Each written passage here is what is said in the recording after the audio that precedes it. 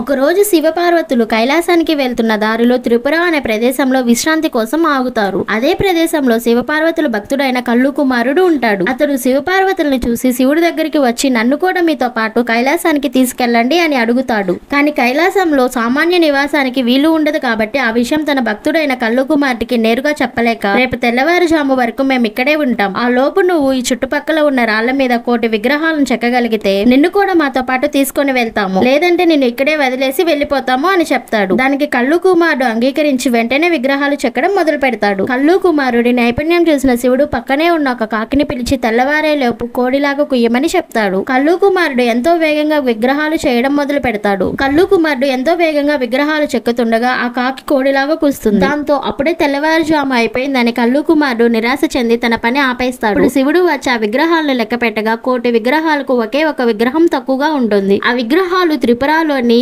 వనంకోటి అనే ప్రదేశంలో ఇప్పటికీ ఉన్నాయి. అందరూ చెప్పండి హర హర మహాదేవ్.